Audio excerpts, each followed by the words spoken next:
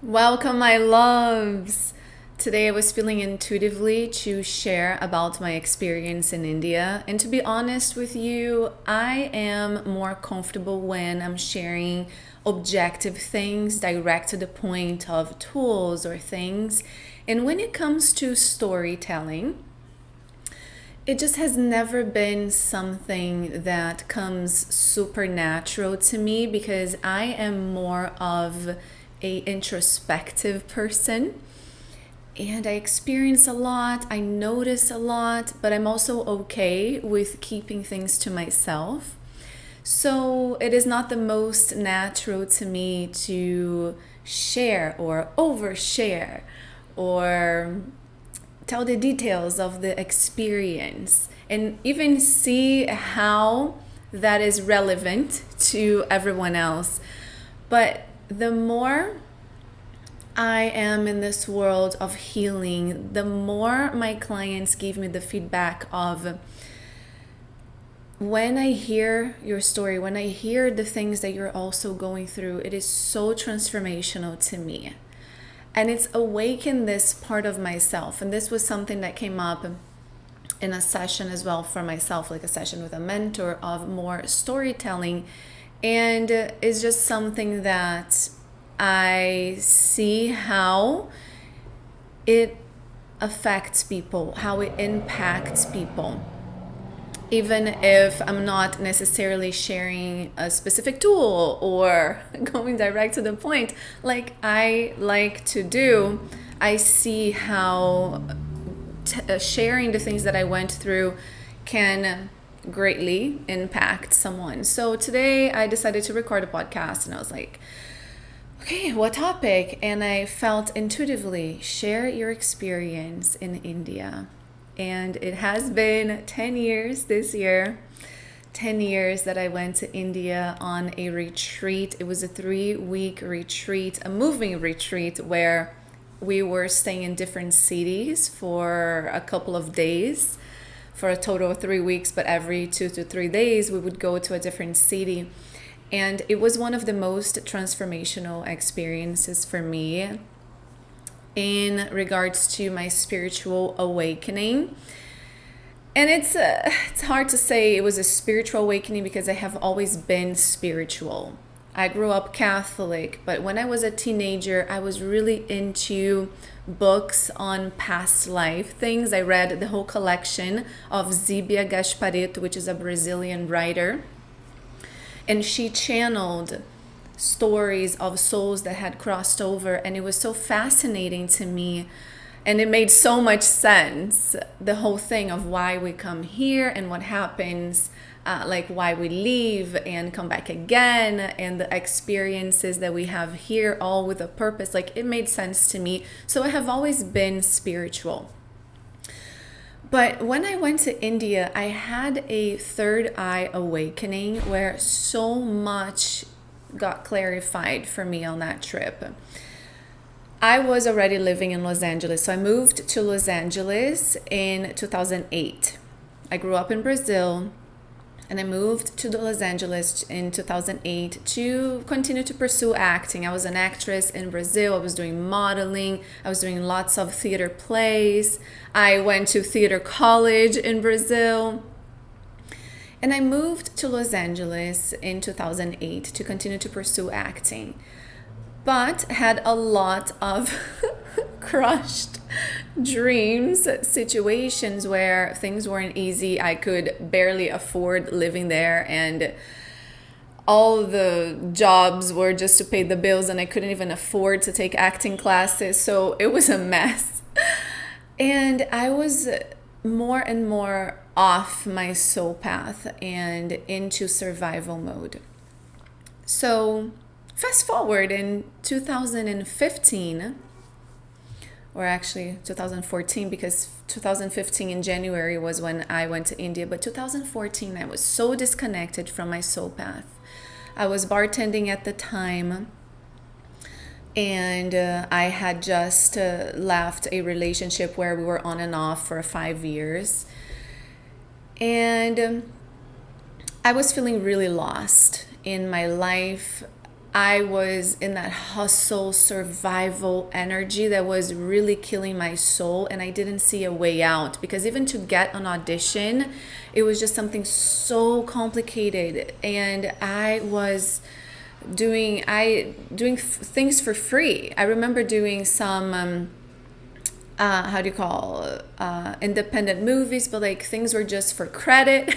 Like even to get an audition for something important, it was a challenge. So I did not see a way out. I was there for many years. Things weren't unfolding the way that I expect them to, and I just felt really disconnected with my soul. And at that point, I was struggling financially, emotionally, physically, with my stomach, and feeling totally disconnected from my spirituality. And I remember that bar that I was working at, Hakkasan at the time. Hakkasan opened in Los Angeles from 2013 to 2015, and I worked there from the opening until the closure. So at that time I was at Hakkasan, and it was in Beverly Hills, so I parked my car really far and had to walk to my car every night. And on that walk, I was usually crying. I was usually crying, releasing all the pressure that I had just experienced. Because, mind you, my first language is Portuguese, and I am not a drinker. I've never been. So, for me to even be able to bartend, I was already like extremely out of my comfort zone to memorize over 200 drink recipes, plus the specialty drinks from the restaurant. And be on top, we also served food, and I had to understand everything, and it was just it was overwhelming to me, so overwhelming. But I was doing it. I was never a person that was going to give up when things got difficult. I just stood up to the challenges, but because my self-love also was so low, I was prioritizing everything else but myself. I didn't see how far I was going off my soul path and hurting my soul, you see. So I just kept going as if that's what I had to do to continue to survive and make my dreams come true. Like I had my goal set on making my dreams come true, and I wasn't going to quit. But once you're in those challenges, it's hard to see how deep you are into the hustle. So I would often go to my car crying, and I remember one of the girls from the bar, she had a book. It was called The Wisdom of Florence Scovel Shinn. I believe that was the name. And the book had some affirmations in it. And I remember reading through the book. I was reading all like the financial parts, success parts, like everything. But then there was this one affirmation that said, I am one with God. And for some reason, that really stuck to me. And I remember going to my car, repeating that to myself as I'm like crying from overwhelm. I remember repeating that to myself. I am one with God. I am one with God. And now looking back, I see that was exactly what my soul was craving. I was so disconnected from my spirituality, from who I was and my purpose, that affirmation was everything to me. So I would go to my car, I am one with God, I am one with God. And that brought me peace. And suddenly I started feeling really pulled to visit India. Some books were coming up. I remember talking to a friend. I was recording an independent movie in New York with a Brazilian friend and an American friend. And this friend gave me a book called Shantaran. When we were talking about India, he's like, oh my gosh, you have to read this book.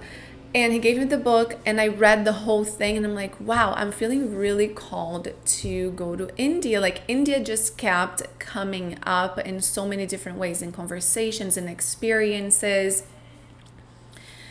And I just had this idea of just being there on a retreat. And I Googled a retreat to India and I found some things, but I had so many limiting beliefs at the time that I kind of didn't take any action. And then one of my managers, the bar manager at Hakkasan, Tarita, she was half India, half Canadian, I believe. And we were talking about India, and she's like, Julie, you should just go. Like, honestly, just go. And I said, well, but I'm going to Brazil in January. That usually I go to Brazil once a year. You know, the times that I was there, I used to go to Brazil. Every time I could travel, I'd go to Brazil. And she said, go to India. Why don't you go to India? And I said, you know what? Maybe instead of going to Brazil, I could go to India. And I started to brainstorm that. And another bartender friend at the time, I remember also encouraging me, saying, yeah, just go to India. Like, you really want to go, just go. And another friend who was not at the bar, he said to me, Julie, if I had the money to go to India, I would go to Ibiza. Which just shows how like my friendships were in a different vibe from me at the time. And I'm like, it's not about having the money. I actually don't have the money, and I didn't. I put on credit cards. But I really feel like going to India. Anyway, long story short, I decided to go to India that January instead of going to Brazil to visit my family. And it was a random retreat that I found on Google and I trusted, and it turned out perfect. But it just shows like when we trust our intuition, we just have to go for it, right? It wasn't something that I read reviews on. It wasn't a reference. I just felt called and decided to take that action. So I went to India on that retreat. We arrived in New Delhi. I went by myself, and over there I met with the girls from the retreat. In New Delhi, we stayed there for a couple of nights, and then we traveled to Rajasthan. We stayed in a city, I remember the Blue City. We went to Pushkar. We went to the Thar Desert, where we slept for a couple of nights, and it rained. It rained in the desert. And I also had a yeast infection at the desert at the time. It was a very complicated situation. Anyways, we went to the Thar Desert, Blue City, Pushkar, and these are in Jodhpur, I believe. And every place that we went to, we were doing morning meditations, breath work, and yoga. We also had some healing and moments where we would share about our journeys. And I was vegetarian at the time. I was vegetarian for 6 years in my life. When I went to India, it was around that time. And in one of our meditations, we were doing breath work. And I just wanted to, so before going to the retreat, we set the intention of the things that we wanted. And I remember just saying, I want to be happy. I want to find my purpose. So in one of the meditations, during breath work, with our eyes closed, I just suddenly saw a sun light up over here. I saw a sun light up over here with my eyes closed. And it was the most powerful feeling it was a meet with God. That's what it felt like. Almost as if I had seen God as an energy pulsing, like a sun pulsing light. And it lasts for a few seconds because I immediately overwhelmed, opened my eyes and started sobbing from all the things that I received intuitively. But in those few seconds, it was a one connection with God, exactly what I was asking for when I was in Los Angeles. I was just face to face with the God energy, and I received so much information. And the most powerful one was that I would only be happy if I followed the light. And I didn't know what that was. Now I know. I understand now. I always connect to source energy for everything. And I would only be happy if I followed the light. And another realization was that it was time to let go of the acting. And immediately, when I got that information, that's when I started sobbing. I was like, I opened my eyes and I was crying. I couldn't even say what was going on. It took me a second to finish wrapping up all my emotions that came up from hearing that information, from receiving that intuitively. And I remember like being in extreme denial of that, overwhelmed by the experience, but in extreme denial, I'm like, oh my God, this is my life. And it was my identity, right? Pursuing acting was my identity for ages. And suddenly I have this encounter with God, and he tells me that I need to let go of that. Like I couldn't associate things. And I was crying so much. I was like, oh my goodness, that's not my purpose. That is not my purpose. I can't believe, oh my gosh, I'm going to have to let go of that. But it was so attached to my identity. It was causing so much pain to think of that.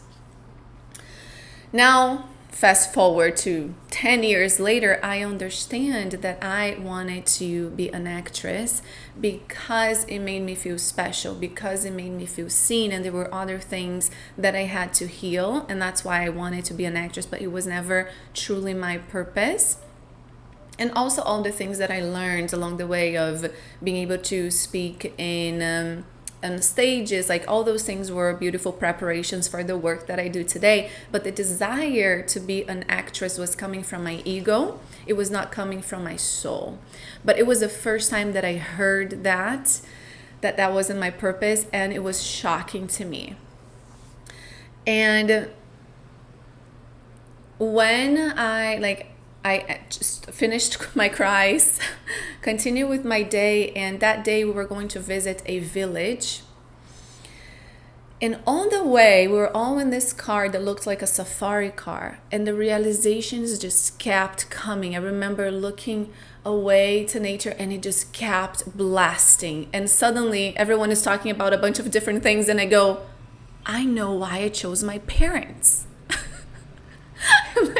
All the things were coming to me, and it was insane, like the amount of clarity that I was receiving after that meditation. And funny enough, when I went back to Los Angeles, I did not quit the acting. I didn't listen right away. I had this feeling of, I want to feel that I made it in this. I don't want to give up on the acting. I don't want to carry that resentment. I want to succeed at this, to prove to myself that all my life's work and struggle was worth something, right? That I made it, and then I chose something else. But I didn't want that feeling of failure. I was so attached to the identity of being an actress, and I couldn't possibly bear the idea of just quitting. Oh yeah, I'm just gonna quit. Like, no. So I went back and I decided to give my best and really put my energy into it, because I was blaming myself for procrastinating and not really investing truly in it. I was just trying to survive.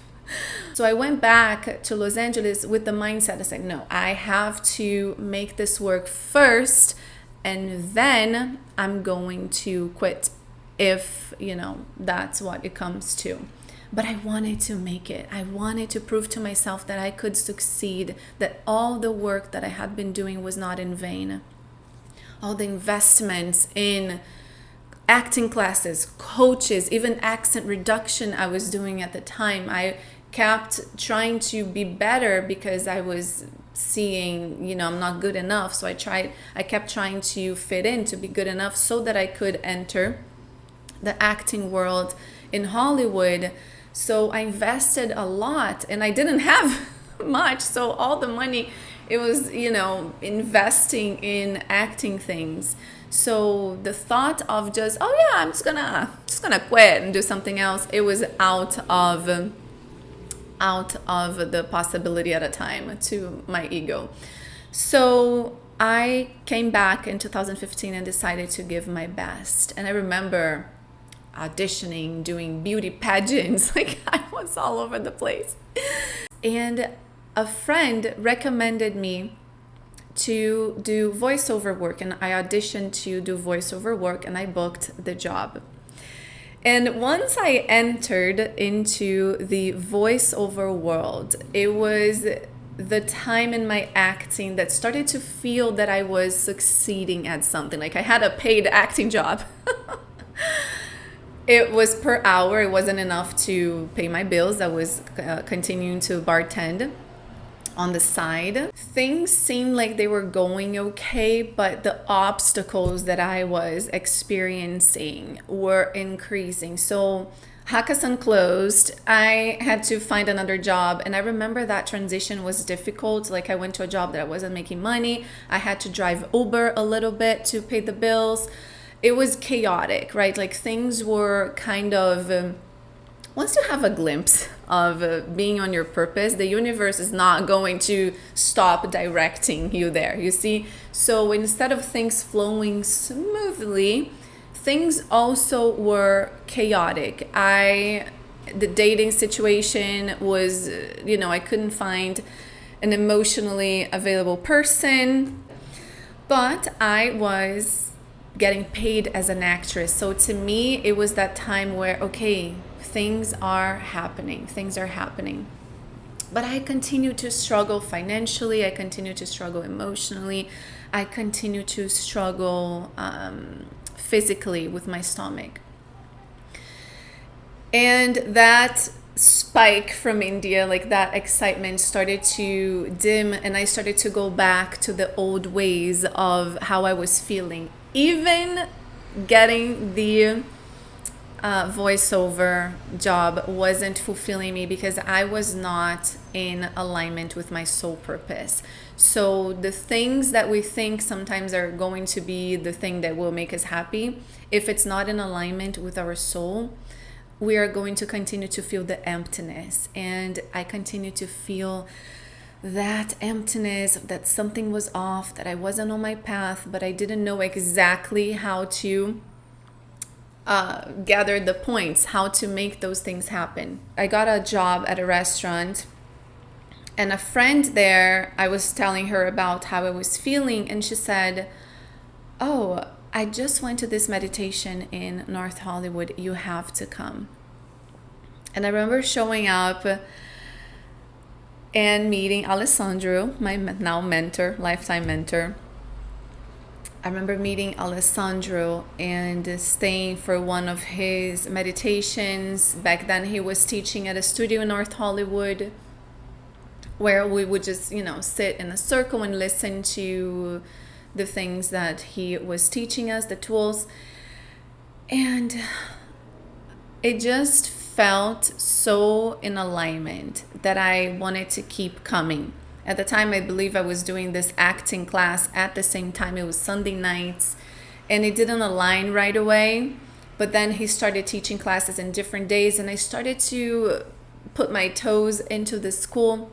But when I received their email and saw the name of the school was Guided Light Healing, that immediately rang a bell of follow the light that I had received in India, like that intuitive sign. And I immediately knew that this was my next step in my spiritual journey. And that's when things started to uplift in that sense, because I got connected to the tools that were going to make me live my life being one with God, right? One thing is when we go to a retreat and we awaken something. Another thing is when we integrate, my loves. Like we need the tools to integrate. We need the neuroscience tools. We need the energetic healing tools. We need the mindset. Otherwise, we caused this separation of having a beautiful experience in retreats but not having the integration in the real life, because that's when it matters, right? It's being able to integrate the tools. And that's when things started to shift for me, led me to heal my stomach, led me to receive more financial income. I remember getting another job, another bartending job that was paying me more at Tao in Hollywood. My voiceover started to pick up. They were hiring me without even auditioning anymore. And I did voiceover for many years until I totally decided to quit to focus fully on my purpose. Anyways, back to India. There were so many beautiful realizations. And the main one was feeling the difference of how we feel about ourselves and our lives when we experience something that is connected with our soul, that is in alignment with who we truly are, and the difference of how we feel when we are not. Because even when I went back and continued to pursue the acting and started doing the voiceovers and had success with voiceovers, the emptiness never left, because that wasn't my purpose. So it wasn't until I started to get into the healer training that I started to awaken this true fulfillment within me that I didn't have before. There's a major difference between when we are pursuing things that are from our ego and when we are pursuing things that are from our soul. And pursuing things that our soul actually desires are the only things that can bring us fulfillment. Even though it took me some time to enter my purpose after that realization, I was closer and closer aligning with the situations that were taking me there, right? My mentor, the healing, the healer training, all the things that were getting me there. But that transition still felt like a separation of, oh my goodness, this was so off my purpose. And then reawakening that joy for life. Because when we're not on our purpose, even though we are achieving certain things, it feels like pointless. It's almost like you wake up and it's pointless to go live. Like, what am I doing? You know? But when you're in your purpose, you wake up with a sense of purpose, because that is how you deserve to feel. It is not natural to wake up and dread our life. This is not natural. This happens when we are not in alignment with our soul. And now I know that, but I didn't know that before. I thought it was just natural to wake up and dread your day, because it was to me, I saw it as the hustle necessary to achieve our goals, and then the happiness would come after achieving the goals. So I wasn't really looking for the happiness in between, or seeing the possibility of finding that true happiness in the in between.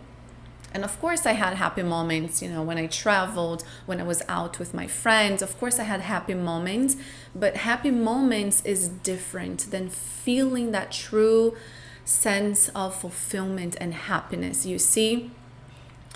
So there's the biggest difference when you're pursuing a life from your ego and when you're pursuing your life from your soul path. And this is the only way for us to truly be happy. And this was the main message that I got. You're only going to be happy if you followed the light. But this was my translation. I only saw that light pulsing and represented that.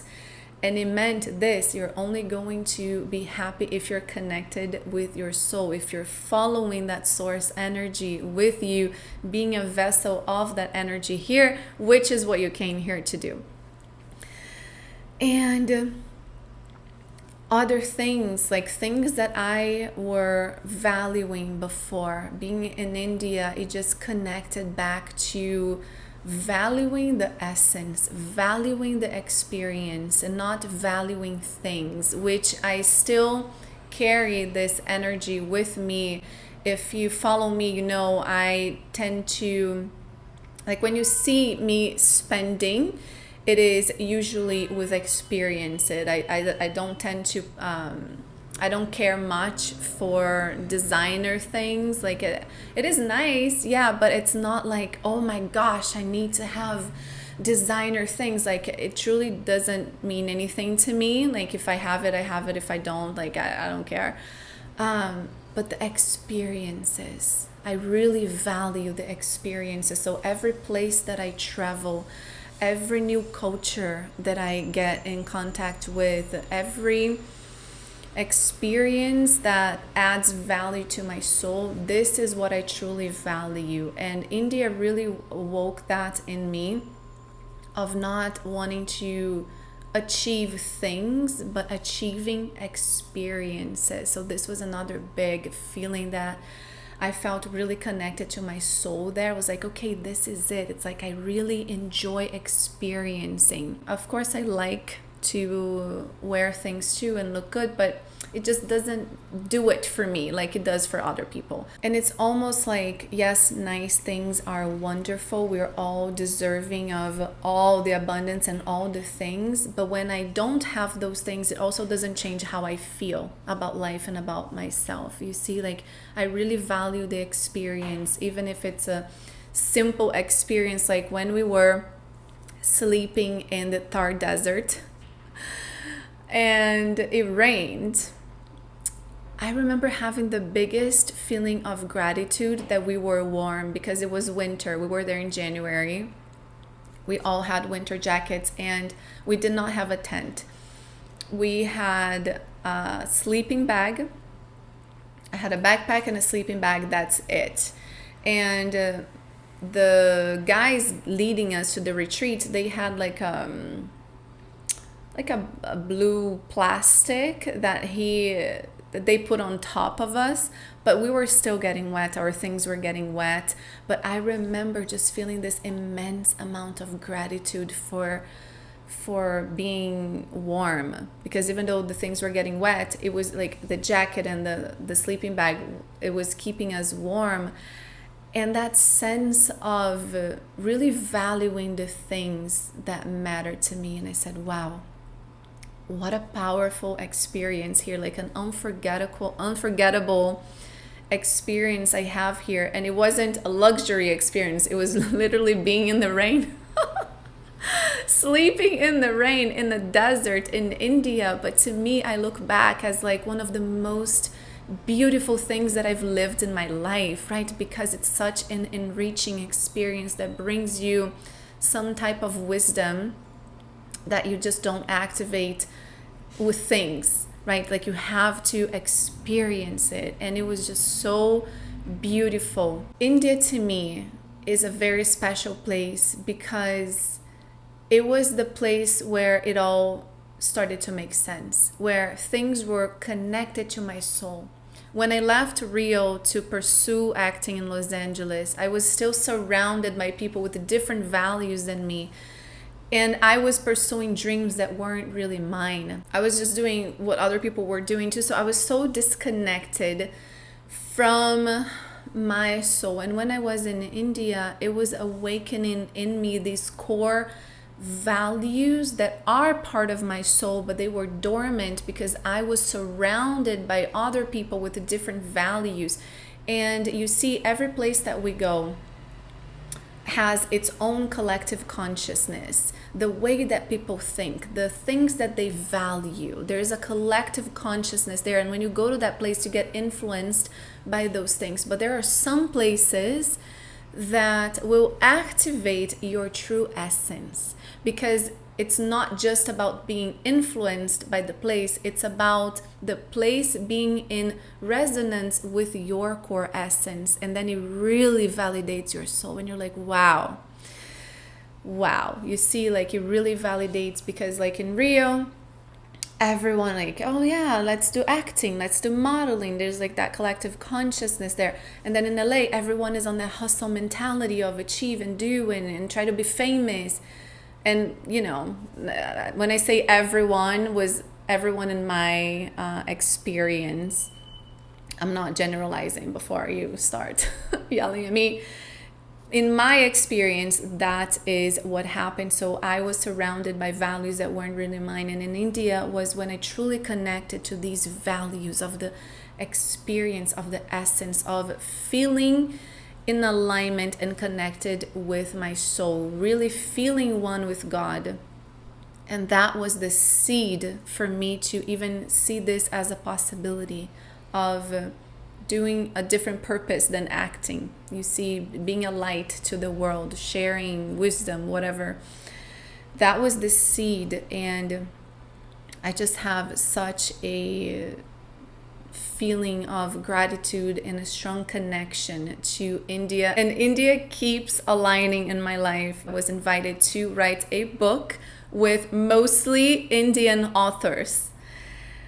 And I have Indian American friends, like it just keeps aligning. I have Indian clients and students, and I have this desire in my heart to go back. Like I want to travel so much still, but India is definitely a place that I will visit again. You see, like the connection is so strong. It activated for me who I really was at my essence. And it's something that once you activate, you never lose. What was interesting is that I kept trying to recreate that experience of seeing the sun, seeing God right in front of me. I kept trying to recreate that, and that didn't happen, which made me a bit frustrated at times because I wanted that powerful experience. And I always loved to meditate. And then I got even a bit resentful with meditation because I had that powerful experience, and then all the other experiences weren't even close to that one. And I'm like, I wonder. But then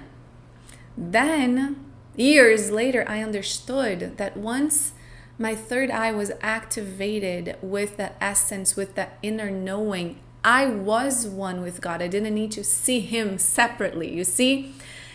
And my perspective in life changed forever. Now that's how I see life today. I don't see life through the human lenses only. I have compassion for that, and I still give tools for people to achieve the things and be happy on the human level as well. But the way that I see life is through my higher self perspective, is source perspective, where I can see the soul lessons someone is going through when there's an obstacle in their life. I don't see them as a victim. I see that as an opportunity for them to expand, to heal, and to be in alignment with their purpose. So I see the conflicts in the relationships through a source perspective. And that was that activation of awakening my third eye and being connected to source energy and being one with God. That's what it means to me. It changed my perspective forever in how I see life, how I see people. Of course, I have my human moments of getting triggered. I go through the same things. I have my obstacles and I process my emotions. I also get angry. I also get frustrated. I go through all of that. But I do the inner work, and at the end of that inner work is always going back to the higher self perspective. So I validate my feelings, I process my feelings, meaning letting them out. This was how I actually healed my stomach, was learning how to process my feelings. And then I focus on, okay, what is this teaching me? Where in my energy am I doing that exact same thing to myself, that I aligned with that person, reflecting that to me? So it changed my perspective forever. And these were also tools that I learned in the healing school. But the point is, once you activate, it's not about having that massive spiritual experience where you kept needing to go to retreats to feel connected. Like, it's about activating it in you so you can bridge the realms, so you can become the activation of that energy on earth and actually be able to live a human life and not feel separated from this. So activating that intuition, the third eye, the source perspective, and then bringing into your human life so that you can live your purpose in the most profitable, fulfilling, authentic, and effective way, versus feeling disconnected from the human experience and only expanding spiritually but not being able to apply, you see? So bridging this is important. Okay. I hope that story inspired you. I hope you enjoyed the storytelling. And if you have any similar experiences, I'd love to hear. I'm going to be posting on my Instagram a carousel with some India photos. So I'd love to hear your thoughts. I would love to hear your realizations from this, what you liked, what you didn't like. Just share on the DMs what you didn't like. I'm kidding. All right, my loves, thank you for listening.